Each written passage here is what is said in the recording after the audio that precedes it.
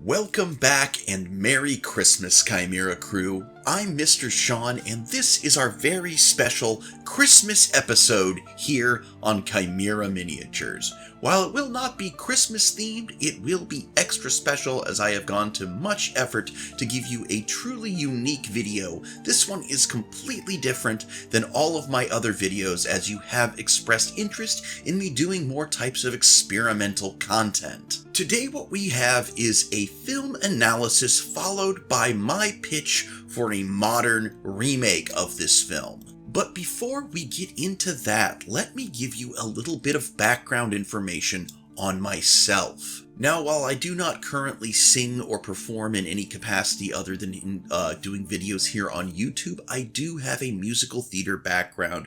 Ever since I was a small child, I have loved musicals, and I did do musical theater in high school, though I did not continue past then. But the first musical to unlock my love of musical theater was The Phantom of the Opera. I did hear it as a young child, I got to see it as a young child, and I have loved it ever since. And not only have I loved the musical, but I have loved the story itself, whether that is the original novel by Gaston Leroux, the Lon Chaney black and white film that everyone knows, the musical, the movie adaptation of the musical, or my favorite, the taping of the performance at Royal Albert Hall for its anniversary. And while the story has also been adapted into various slasher movies and violent horror films, the one film that often gets overlooked is the 1943 Universal adaptation starring Claude Rains as the Phantom.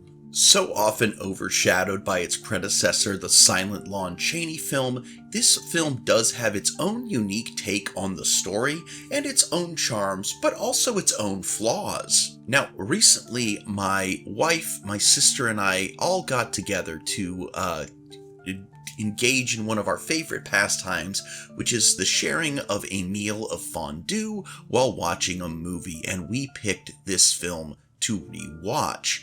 And I hadn't seen this film in quite a while, and I'm going to go over a brief plot synopsis, and then I'm going to tell you the things I don't really think still measure up by today's modern standards. Now, in this version, while it still takes place surrounding the Paris Opera House, we have a slightly different version of the Phantom. Instead of a tortured and disfigured genius who has spent his whole life living in the bowels of the Paris catacombs beneath the opera, instead we are introduced to Eric Claudin, a violinist at the Paris Opera Company who has been secretly spending all of his earnings to help advance the career of young Miss Christine Dubois. Again, her name is changed from Daye to Dubois. She is a young up-and-coming soprano at the Paris Opera Company. Now, he has been spending all of his money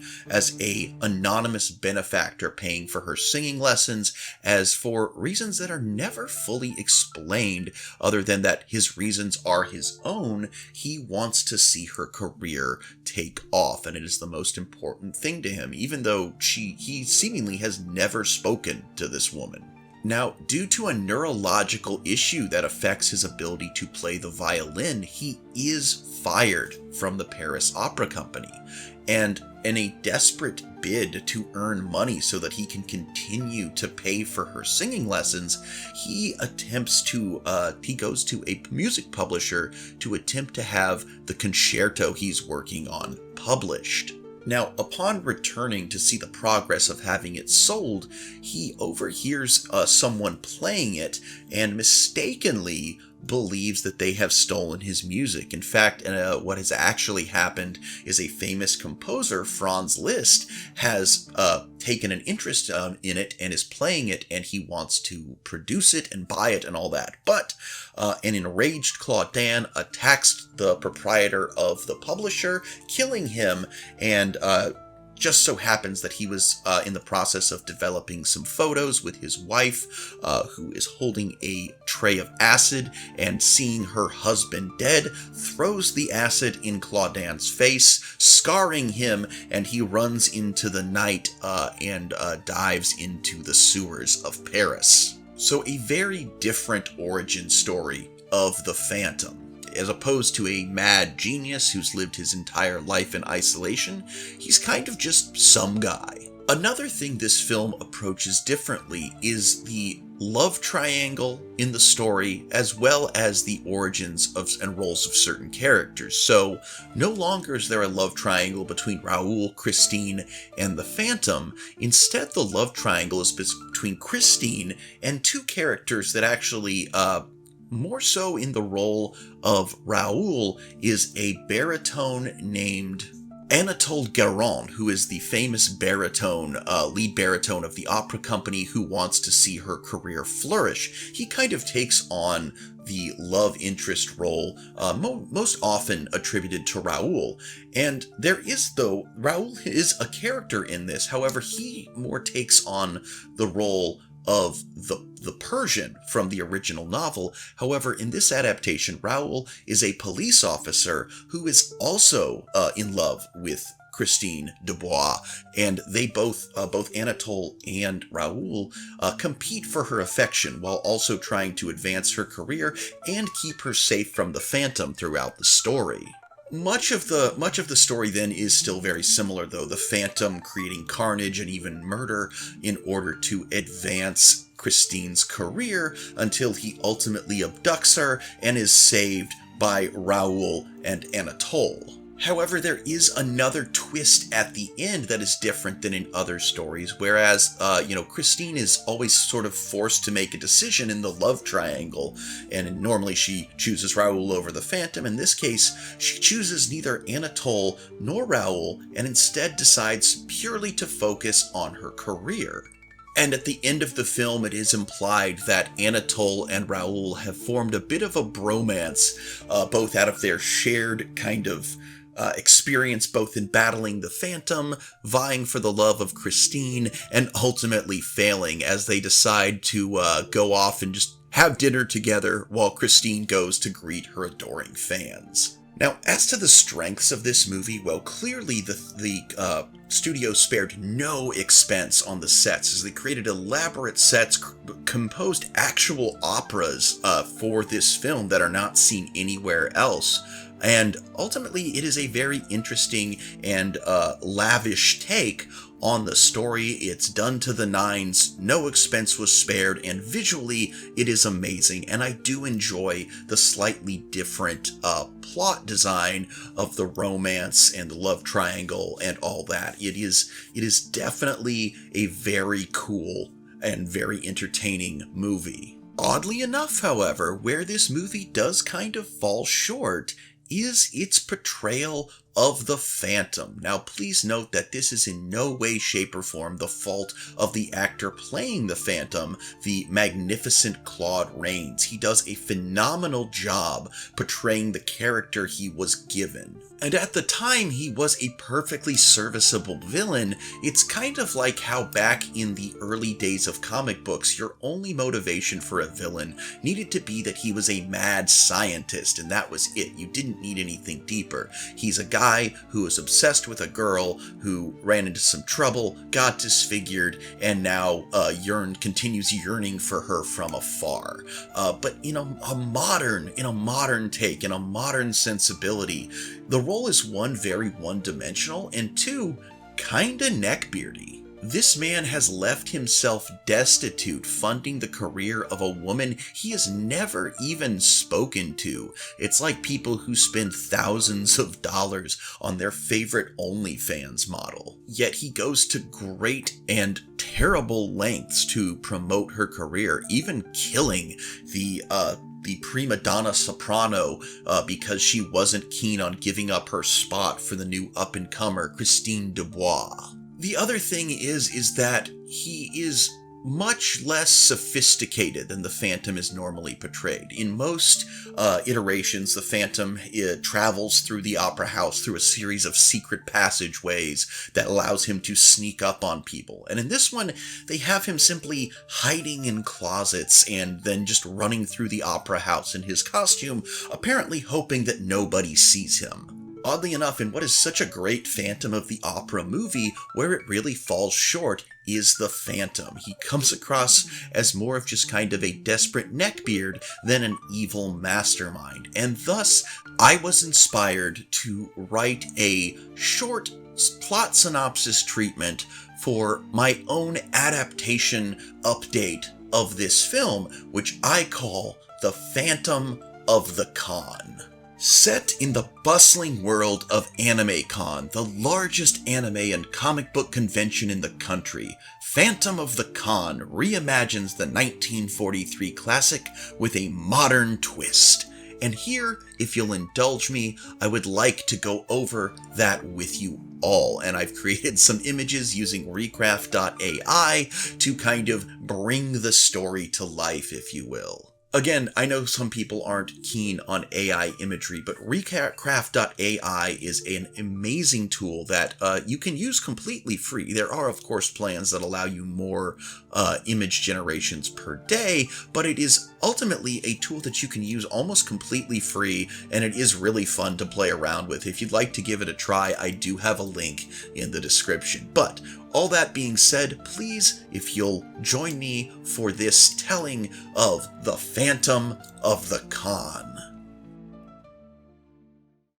The story revolves around 15-year-old cosplay prodigy Chrissy Dubois, who dreams of making it big in the cosplay scene.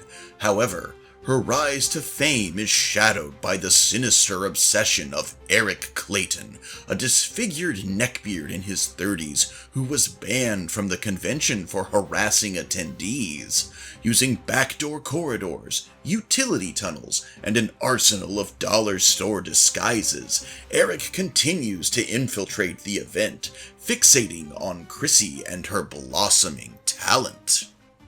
Chrissy is mentored by Tony Garrett, a famous and charismatic cosplayer known for his incredible craftsmanship and his role as a positive influence in the community. Meanwhile, Randy Dubert, a well-meaning but awkward convention security guard, keeps an eye on Chrissy, growing fond of her while trying to ensure her safety.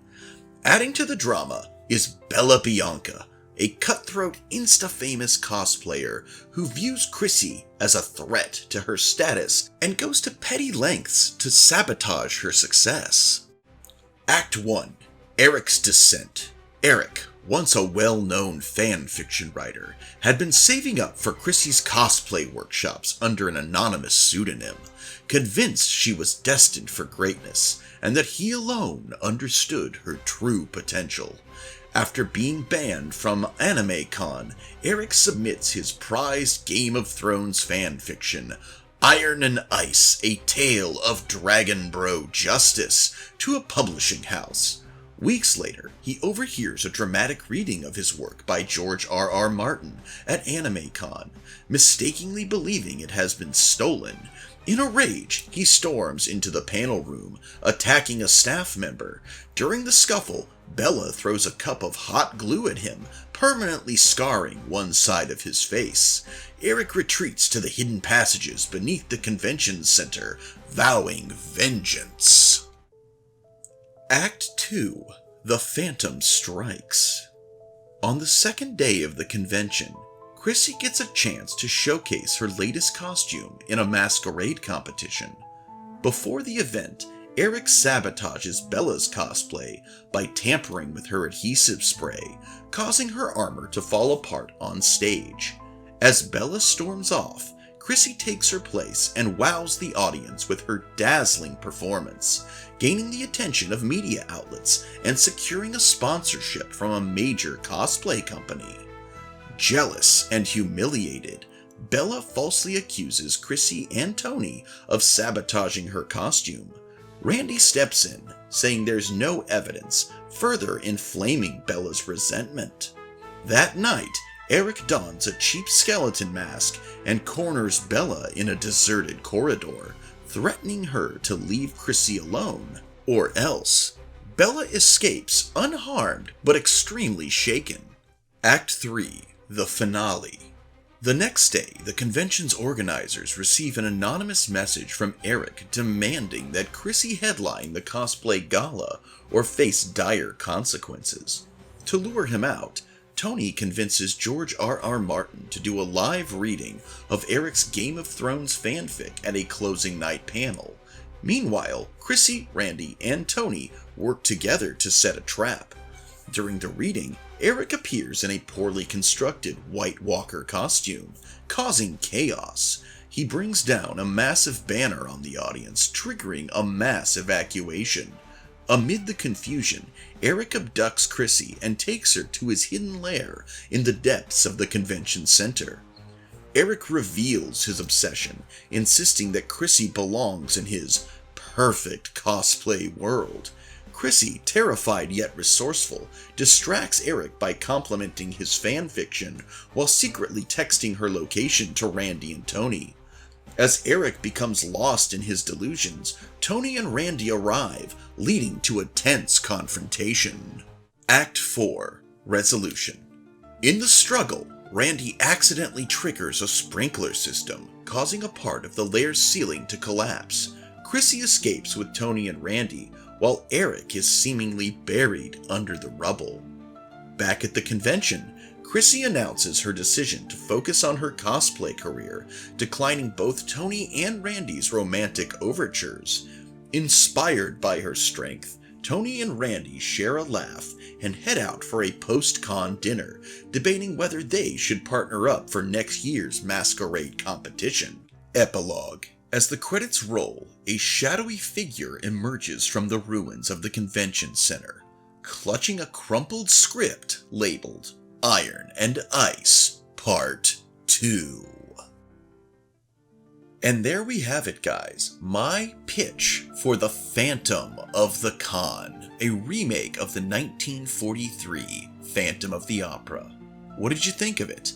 I myself am my own harshest critic, but I think it's genius. Thank you so much for joining me today, but I think I've taken up enough of your time. So please, go enjoy Christmas with your family, loved ones, or whoever you choose to spend it with.